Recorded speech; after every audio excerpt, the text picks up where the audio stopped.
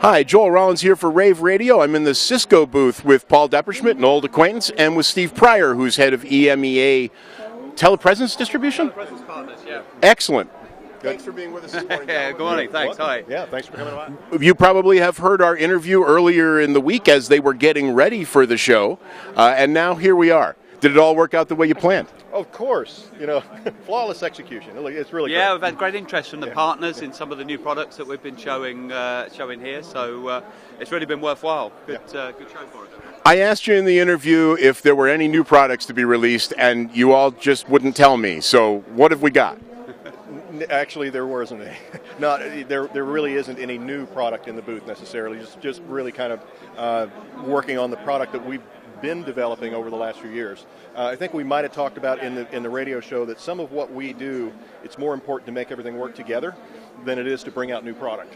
And so in this case, what you're seeing here is everything working together and really building an entire collaboration story around it. That's probably the most important thing. It's probably the first time some of the partners have seen some of the products that were launched at the back end of last year. So our MX300 and our speaker tracking. So Speaker Track 60 allows you to go into a meeting room and the camera finds you. So you don't have to worry about a remote control or setting the camera up. The camera does face detection and audio detection to find the participants in the meeting and seamlessly switch between the different people speaking. So we've had a lot of interest in that here.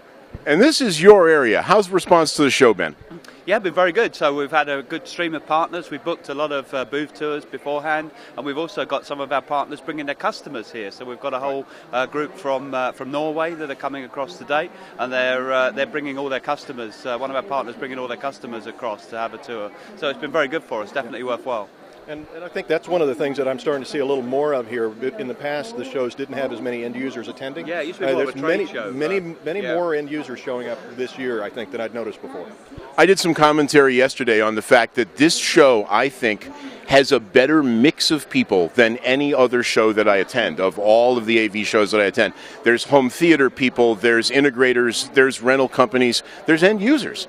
And I mean, I talked yesterday to Mike Blackman, and he thought we wouldn't hit 50,000 people. Is he thinking that? Okay, I thought they were shooting for 45. He is. Now, you're here mostly for your accreditation program, correct?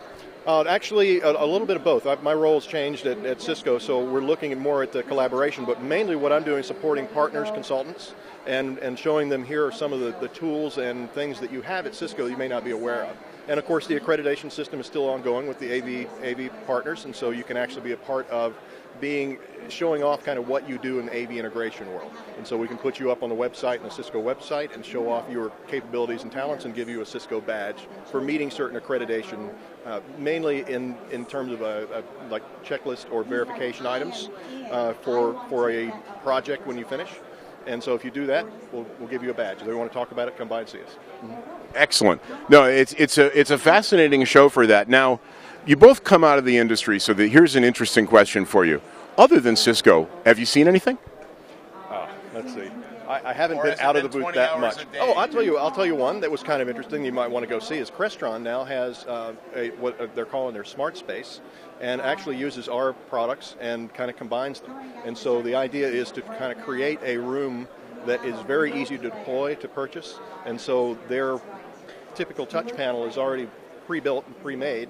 And so all you really have to do is select from some options. And so it's much easier to deploy and much easier to understand. But again, it's built around Cisco product, so our cameras and our codecs, and that's in the Crestron booth. It's kind of interesting.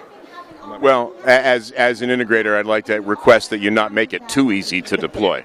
Right. Okay. We're going to be interviewing your robot in just a few minutes. Now, this is a cooperative venture with iRobot. Is that the? That's right. Yeah. So they're using our codec, our EX60 video unit, and then they've integrated that into a robot mechanism that's got various sensors, and it can either learn its way around the building, so go to meeting room A at 9 o'clock and meeting room B at 10, or you can drive it with an iPod app. So, and we've actually got that being demonstrated live on the booth here today. This would be a great way for me to go to the office when I have an employee to say something bad to. At least that way I'd be at distance. Anyways, I'd like to take a look at it if we can. Yeah, sure. Yeah.